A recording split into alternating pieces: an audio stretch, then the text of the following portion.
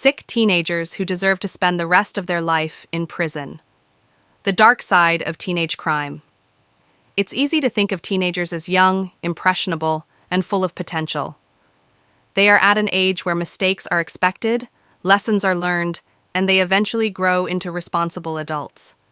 But what happens when a teenager commits a crime so monstrous that it defies all logic and morality?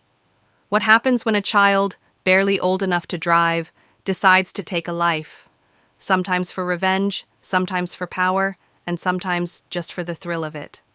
Teen crime is a growing concern, and while many young offenders are given second chances, some crimes are so horrific that society cannot afford to be forgiving. Some young criminals don't just make mistakes, they commit acts so brutal, so inhumane, that they seem beyond redemption.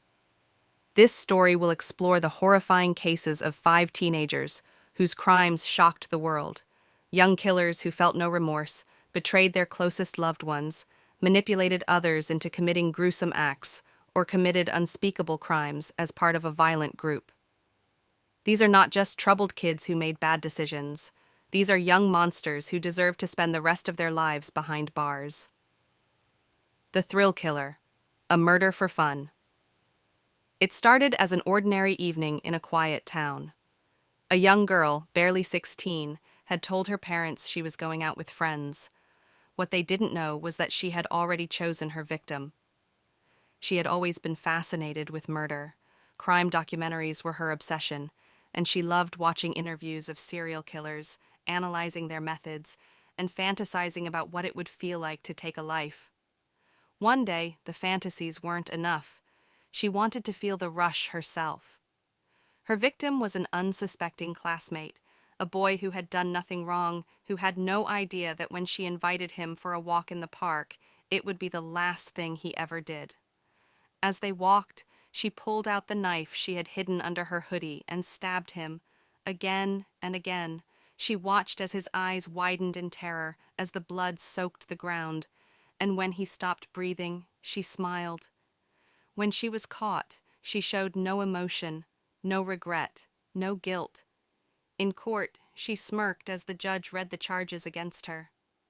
"It was fun," she said in her confession. "I just wanted to know what it felt like. Some killers are driven by anger or revenge." But what do you do with a teenager who kills just for the thrill of it, the betrayer, murdering a loved one?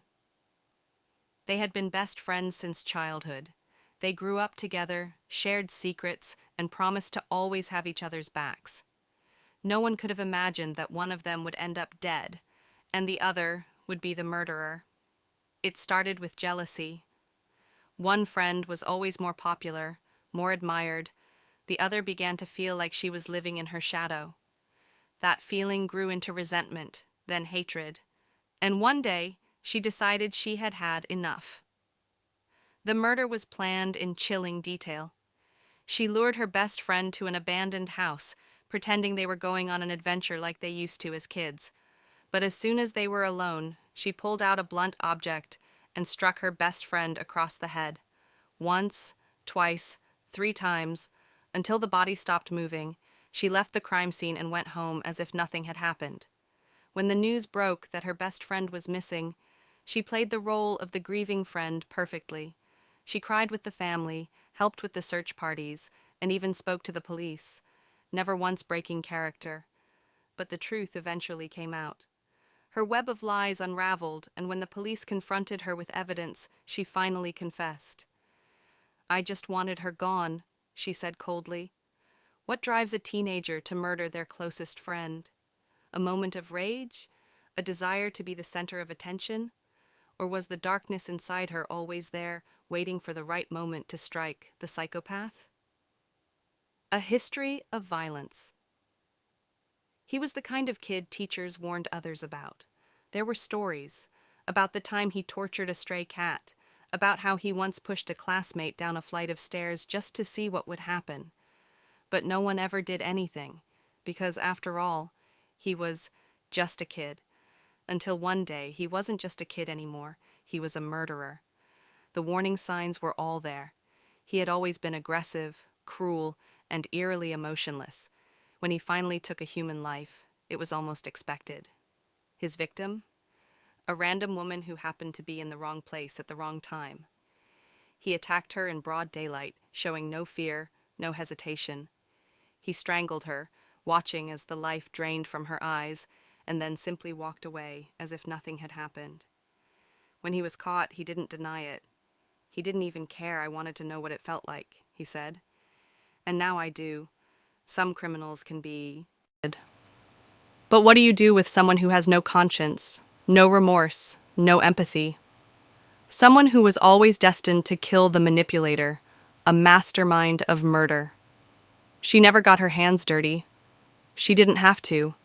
She had a way of controlling people, making them do whatever she wanted. And one day, she decided she wanted someone dead. Her weapon wasn't a gun or a knife. It was her words. She manipulated her boyfriend into committing the murder for her, convincing him that the victim had wronged them both. She played the part of the innocent victim, feeding him lies, twisting his mind until he believed killing was the only solution. When the police uncovered the truth, she played her final role. The helpless, misunderstood girl. She cried in court, claiming she had no idea what would happen. She tried to make the world believe she was just as much a victim as the person who had been murdered. But the evidence told a different story. Every message she sent, every lie she told was a carefully planned step toward one goal: murder. Some people kill with weapons, others kill with words, but does that make them any less dangerous? The Group Killers, a gang of monsters. It started as a game. A group of teenagers, bored and looking for excitement, decided to push the limits. It began with small crimes, stealing, vandalism, but then they wanted more. Something bigger, something unforgettable. So they chose a victim, a homeless man who wouldn't be missed. Together they beat him to death, laughing as they took turns. They filmed the entire thing, bragging about it online. To them, it wasn't murder. It was just another thrill. When they were caught, they didn't even seem to understand the gravity of what they had done. It was just for fun, one of them said in court. But their victim wasn't a game. He was a human being, brutally murdered for no reason other than their amusement. When a group of teenagers can commit such a heinous act together, what does that say about the future conclusion? Why some young criminals should never be freed? There is a difference between a young person making a mistake and a young person who is truly evil.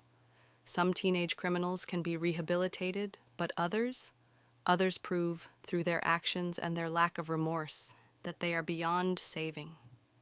Some monsters are born young, and for the safety of society, they should never walk free again.